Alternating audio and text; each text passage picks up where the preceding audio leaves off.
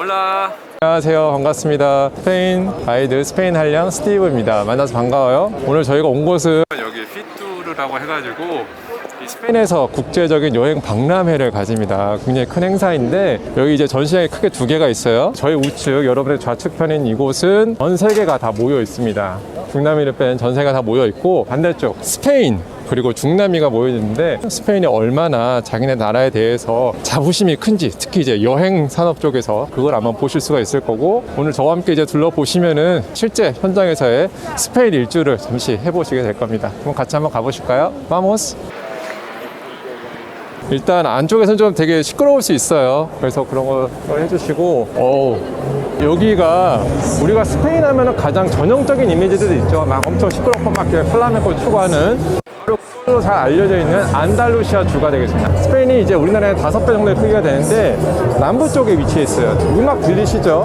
굉장히 이 스페인스러운 그런 음악, 플라멩코를 약간 변형해놓은 그런 음악들도 보실 수가 있습니다. 저 무용수가 입은 옷 같은 경우가 이제 플라멩코 그런 의상이 되겠습니다. 이제 저쪽 편으로 가시게 되면은 저기에는 이제 중남미 전시관이에요. 참고로 이제 올해 이제 여행 박람회 피투르 행사에서 주빈국이 있는데, 그 주빈국은 저기 바로 보이게 되는 레푸블리카 도미니카라고 해서 도미니카 공화국이 되겠고, 참고로 우리나라도 주빈국을 한 적이 있었습니다. 2년 전인 2020년에 저희가 주빈국 행사를 했었어요. 그때 대사관님도 오시고 굉장히 멋지게 했었는데 아쉽게도 좀 코비드 때문에 많이 활성화를 띄지 못했었죠. 자, 그러면은 이거 여기 지금 보시다시피 나와 있는데, 여기 이제 도시들의 이름입니다. 기둥 뒤로 그라나다 하면 이제 우리나라에 잘 알려져 있는 게 아람브라 추억 있죠? 현민 씨가 나왔었던 드라마. 이제 세비야, 그리고 코스타 델 솔. 코스타 델 솔 같은 경우는 뜻 자체가 태양의 해변이라고 하는 뜻이거든요. 그래서 이 스페인 남부 지형을 따라서 있는 곳이 대표의 도시 말라가는 또 피카소의 고향이기도 해요. 말레.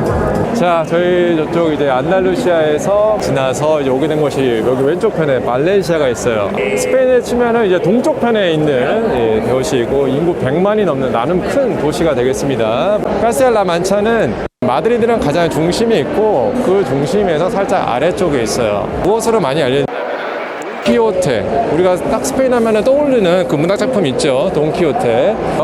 나무가 있고 울긋불긋 이렇게 돼서 보이는데, 피디님 보시기에는 뭐 같아 보이세요? 포도 아니에요? 바로 딱 옆에 그래서 보시면은 비노가 있습니다. 와인이죠, 와인. 우리가 흔히 와인 하면은 뭐 이태리라든지 프랑스를 많이 떠올릴 수 있는데, 와인 재배 면적으로 따지잖아요. 스페인이에요. 생산량은 떨어집니다. 왜 그러냐면은 땅이 넓으니까 막 따닥따닥따닥 할 필요가 없는 거죠. 조금씩 여유 간격을 해서 가지는 것이고, 수출량으로 넘어가면 왜 그럴까요? 스페인 사람들이 이렇게 생각하는 거죠. 이 좋은 와인을 뭐하러 남들에게 퍼주냐 이거예요. 이거 다 마셔야지. 그렇죠? 그래서 스페인 와인 하면 우리가 떠올리는 게 뭘까요? 가성비가 좋다라는 거예요. 가성비. 자, 여기 지금 보시면은 먹는 거, 이 음식 가스트로노미 가지고 이렇게 지금 시연도 보여주고 있습니다. 스페인 하면은 우리가 지중해 음식으로 많이 알려져 있죠. 그래서 여기 특징이 뭐냐면은 바로 모든 것에 올리브 오일 수출량 세계 1위가 어딜까요? 스페인입니다. 그쵸? 빠이야 나와져 있어요. 그렇죠? 네. 여기도 지금 음식으로 자기네 다 알리고 있고. 그러니까 스페인은 다른 건 몰라도 경제적인 거나 뭐 돈 뭐 이런 쪽에서는 우리보다 조금 낮아지는데, 먹는 거, 유산 이런 걸로는 자부심이 어마무시합니다. 그 유네스코 세계문화유산 얘기하잖아요. 우리나라 같은 경우도 제법 많이 있거든요. 15개나 무려 우리 가지고 있어요. 얼마나 되는지 혹시 아십니까? 무려 49개입니다. 49개. 그래서 우리가 흔히 유럽은 얘네들은 다 조상들이 남긴 거 가지고 먹고 살아라고 얘기를 하지만은, 사실 그게 또 남겼다고 해서 그게 다가 아니거든요. 그걸 잘 보존하고 유지하고 관리하는 것도 제법 큰 일입니다. 자, 얘기하다 보니까 좀 지나갔는데요. 여기에 레히온 데 무르시아라고 되어 있어요. 무르시아 지역입니다. 무르시아는 사실 이제 세계적으로 알려지는 곳은 아니지만은, 무르시아 자체가 이제 위치하는 쪽이 동남쪽이거든요. 동남쪽에 위치해 있고 역사적인 인물들로 유명합니다. 자, 그 다음에 왼쪽 편에 보시면은 우리나라의 강원도에 해당되는 그런 스페인의 지역이 있어요. 엑스트레마두라라고 하는 곳입니다. 엑스트레마두라. 그냥 자연 자체, 어떤 인공적인 구조물보다는 자연 자체로 가게 되는 게 크고요. 그 다음에 여기 보시는 것처럼 까세레스, 저기 이렇게 유네스코 세계문화유산 표시 있는 거 보이시죠? 예. 자연 자체에 따라가면서 있는 그대를 지켜가는 모습들, 이런 걸 보실 수가 있어요. 여기 이제 아라곤이라고 하는 데가 있습니다. 아라곤은 마드리드를 중심으로 했을 때 한 2시 방향 정도로 쭉 올라가면 나오는 곳이고, 이 스페인의 예전 왕국 중에 하나가 되겠습니다. 아라곤 하면은 제일 잘 알려져 있는 게 거기에, 여기서는 이제 사라고사 지방이 있고, 여기는 보시면 이제 ES 발레아레스, 그래가지고 발레아레스 제도입니다. 여기는 어디냐? 스페인의 지중해 있잖아요, 그렇죠? 그래서 그 지중해에 있는 마요르카, 그 다음에 이비사, 포르멘테라, 메노르카, 이런 섬들로 이루어진 곳입니다. 마요르카 하면 또 우리한테는 좀 클래식에 관심 있으신 분이시라면 쇼팽, 그리고 그의 연인인 조르주 상즈 가가지고 거기 이제 발데모사 수도원에서 이제 요양돼 있었던 거를 생각해 보실 수가 있고요. 자, 그 다음에 여기 왼쪽 편에 보시면은, 자, 카탈루냐가 있어요. 카탈루냐. 예, 카탈루냐 하면 우리가 잘 모를 수도 있는데, 바르셀로나시면 다 아실 겁니다. 그렇죠? 바르셀로나가 속해 있는 그 주가 바로 카탈루냐 주가지였어요. 카탈루냐 말로 카탈루냐 저렇게 쓰고요. 스페인어로서는 N 위에다가 이렇게 물결 표시를 해가지고 A를 써요. 예. 뭐 이게 되게 좀 신기하잖아요. 이게 무슨 말일까? 뭐 지방 뭐 사투리일까? 그렇지 않아요. 그게 저쪽에서는 거기에 표준어예요. 그래서 스페인에서는요, 스페인어가 없어요. 스페인에는 스페인어가 없고, 대신에 뭐가 있느냐면은 이 4개 또는 5개 정도의 표준 지방어가 있습니다. 우리가 스페인, 외국인의 입장에서 스페인이라고 하는 게 뭐가 되냐면은 이 카스티아 마드리드와 카스티아 뭐 라만차라든지 카스티아 레온이라든지 과거 카스티아 왕국에서 쓰던 언어다라고 그래가지고 카스티아노가 있고요. 그 다음에 아까 보셨었던 저 카탈루냐, 바르셀로나라든지 갈리시아 지방으로 가게 되면 또 갈리시아, 가예가가 있습니다. 가예고. 그렇게 언어들이 각각의 그 지방에서는 오히려 표준어로 인정을 받아가지고 그걸 말로만 한 것이 아니라 기사 자체가 공무원들이 일을 할 때 문서를 그 말로 쓰게 돼 있어요. 그게 우리나라가 굉장히 다른 거죠. 그리고 또 하나가 이제 뭐가 있냐면은 바스크어가 있는데, 바스크어는 심지어 자기네들 갖다가 바스크라고 안 불러요. 자기들은 에우스카디다. 전혀 말이 뭔가 1도 관련성이 없어 보이죠. 그래서 이 스페인의 특징이 뭐냐? 스페인이라는 한 나라 안에 묶여 있긴 하지만 그 모든 도시들을 다녀볼 때마다 너무나도 개성이, 그야말로 개성 만점에 튀는 도시들이 다 즐겨야하는 것이죠. 그래서 그 한 나라 안에서 정말 여러 가지를 체험해 볼 수 있는 게 되겠습니다. 그런 점 때문에 아마도 스페인은 끊임없이 매력을 느끼게 되고, 이 관광객들이 줄지어 오는 게 되지 않을까 생각을 해보게 되고요. 자, 여기는 이제 오비에도라고 하는 곳이에요. 스페인의 북쪽에 있는 도시고요. 오비에도, 그다음에 아스투리아스, 다 북쪽에 위치해 있습니다. 이 북쪽에 위치해 있는 도시들의 특징은 무엇이냐? 날씨가 우리가 생각하는 스페인하고는 좀 많이 달라요. 스페인 하면 굉장히 건조하고 타들어가고 막 뜨거운 태양이라고 생각을 하잖아요. 이곳은 그렇지 않습니다. 여기는요, 음습해요. 비가 많이 와요. 네. 그러다 보니까 여기는 풀이 잘 자라겠죠? 자연이 발달해 있습니다. 스페인 지도를 보게 됐을 때 코가 이제 딱 마드리드라면은, 마드리드에서 이남으로 내려가면은 건조한 땅에 올리브가 펼쳐지고 땅의 색깔, 토양 색깔은 막 붉게 되고 하게 되는데, 올라가서 못하면 이제 녹음이 발달해요. 아스투리아는 스페인에서 유일하게 아랍의 영향이 단 1도 없는 곳이에요. 아니, 스페인은 유럽인데 갑자기 웬 아랍이냐 하실 수가 또 있는데, 스페인이 역사적으로 봤을 때 굉장히 좀 독특합니다. 이베리아 민족이라고 하는 걸로 이루어져 있기도 하지만, 뭐 유럽의 어느 나라나 다 그렇듯이 기본적으로 로마가 한 번씩 다 들어오죠. 로마가 들어와서 1세기서부터 5세기까지를 다스리고, 나중에 이제 서로마 제국이 멸망하고 나면은 그 이후에 이 게르만족의 일파였었던 서고트가 내려와요. 그래서 5세기서부터 8세기까지를 다스리는데, 서고트는 내분으로 인해서 이제 무너지게 됩니다. 그 틈을 타고 와서 중동에서부터 저 아프리카로 왔었던 이슬람계가 올라와서 후 옴미야드라는 왕조를 세우게 되고요. 그리고 나서 스페인을 다 잡아먹게 돼요. 근데 그 중에 유일하게 건드리지 못했던 곳이 어디냐? 이곳 아스투리아스입니다. 아스투리아스. 자, 그래서 여기 보시면 아스투리아스가 이렇게 있고, 그 다음에 저쪽 반대편을 보시면은 라 리오하라고 되어 있거든요. 리오하. 딱 지금 쌓여져 있는 저 상자부터가 뭐겠습니까? 와인이잖아요. 와인 상자들. 그래서 여기는 저 영상으로 나오잖아요. 다 포도밭이에요. 뭐 저기는 포도밖에 없습니다. 그래서 스페인에 흔히 이제 이 와인으로서는 두 곳에서 나오는 게 가장 유명한데, 하나는 라 리오카, 또 하나는 리베라 델 두에라고 있어요. 그래서 그 두 곳에서 나는 것으로 드신다면은 이거는 평타 이상을 친다라고 보시면 되겠습니다. 여기서 사진 하나 멋지게 나올 수 있을 것 같으니 저도 사진 하나 찍어보고. 여기 이거 카스텔 레온은 과거에 카스티아 왕국과 그 다음에 레온 왕국이 있었던 곳인데요. 카스티아 하면은 영어의 캐슬을 얘기합니다. 캐슬. 성이죠.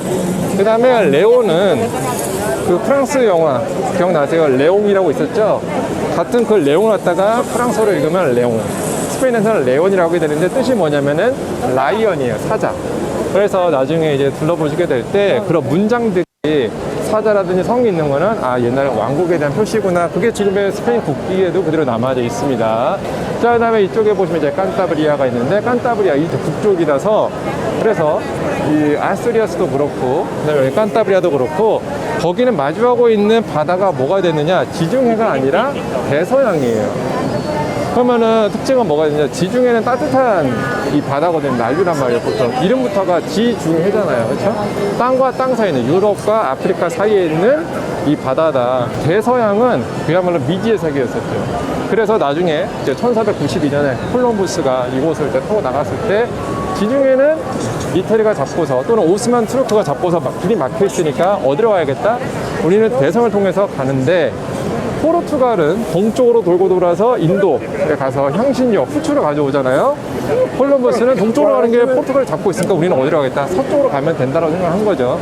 그래서 그가 첫 발을 내렸던 곳이 인도인 줄 알고, 그래서 인디언이라는 말이 나오겠고, 지금 이제 더 이상 그렇게 쓰지 않는 것이죠. 자, 여기는 이제 갈리시아라고 되어 있어요. 갈리시아 하면은 또 잘 모르실 수 있지만, 우리한테 딱 생각나는 거 하나. 자, 이쪽으로 한번 가보실까요? 여기 일단 도시들 보면은 저쪽 편에 오우렌세, 폰테베드라, 루고, 코르냐가 나와 있고, 가장 중요한 그 마을이 또 있습니다. 자, 그냥 제가 말씀을 드릴게요. 자, 우리가 제주 하면은 제주도에 가서 어느 길을 걸으시죠? 올레길 있잖아요. 올레길이 어디를 모델로 삼은지 알고 계신가요, 혹시? 산티아고거든요. 네, 까미노 데 산티아고라 그래가지고, 산티아고 순례길 우리가 흔히 얘기하죠. 이 별이 빛나는 들판에서의 성 야고보라는 뜻으로 도시가 세워진 게 바로 이 갈리시아에 있는 게 됩니다. 산티아고 순례길을 갔다가 좀 더 알고 싶다라고 하신다면은 영화 중에서 더 웨이라고 하는 영화가 있어요. 그 영화를 보시면은 정말 그 아름다운 영상미와 함께 더 즐겨보실 수가 있겠고요. 갈리시아는 여기는 이제 해산물 음식도 또 되게 잘 발달해 있어가지고, 제가 개인적으로 굉장히 좋아하고 또 추천하는 곳 중에 하나입니다. 개별적으로 오신다면 꼭 한번 가보시기를 바라겠고요. 아래쪽에 일단 영어부터 보면 바스크 컨트리라고 돼 있잖아요. 바스크 컨트리. 바스크 나라라는 뜻이에요. 이름부터가 황당하지 않습니까? 스페인에 있는데 어떻게 컨트리라는 말을 써요. 그게 뭐냐면 저 바스크 민족이라는 얘기죠. 바스크 민족이 자기네들을 가리켜서는 뭐라 한다? 에우스까지라고 한다. 바스커어예요, 저게. 우리를 갖다가 영어로는 코리언이라고 하지만 우리는 뭐라 합니까? 한국 사람이라고 하듯이 그렇게 이해를 하시면 되겠고요. 여기는 이제 이슬라스 카나리아스라 그래가지고 우리나라 사람들한테는 윤식당이 있었죠. 그게 있는 곳이 이곳 이 라스 카나리아스가 되고, 사실 스페인어보다는 그냥 영어, 일어 그런 걸로 더 쓸 수가 있어요. 왜냐하면 그만큼 영국과 그다음에 독일에 있는 손님들이 많이 오기 때문에 그렇습니다. 이제 드디어 이곳의 수도 바로 어디겠어요? 마드리드. 마드리드는 어떻게 관광 자체로는 조금 약해요.